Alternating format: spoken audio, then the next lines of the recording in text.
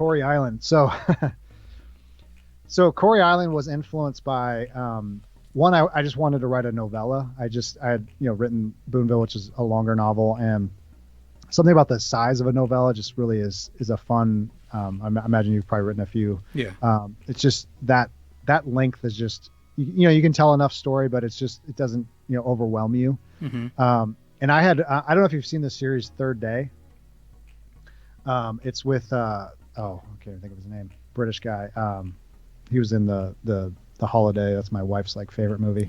The British guy. But anyway, it's about this place actually called OC Island, and the whole story takes place on this island, and it just had riveted me. I love it's kind of not very popular, but I found out OC Island is actually an actual place in the UK, and it's this island, and there's this causeway that actually at high tide you can't get across. You have to take a ferry, and then at low tide you actually can drive your car across.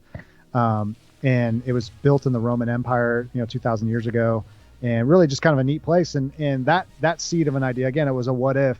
My story has nothing to do with that, but it was about this fictional island in Washington.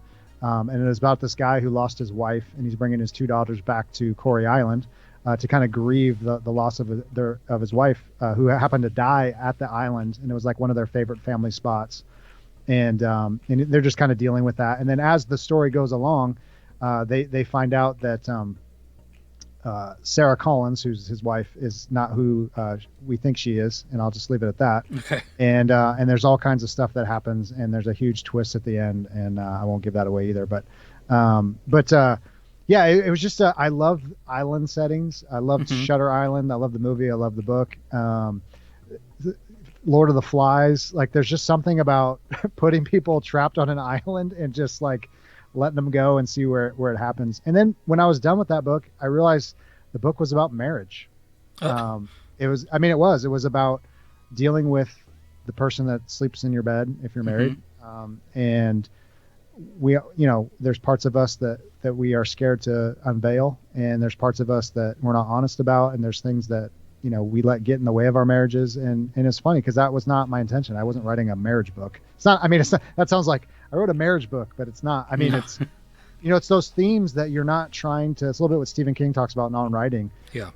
Don't try to just pick a theme and go for it. It's let the theme emerge as it needs to emerge, and that's kind of what came out of it. And and I think it was a really fun story to tell, and probably some healing in my own marriage through it. Just keeping your marriage priority and things like that. So that's a little bit of that novella. It's a fun one. It's pre-ordered right now. I think it'll be available later in the month, February.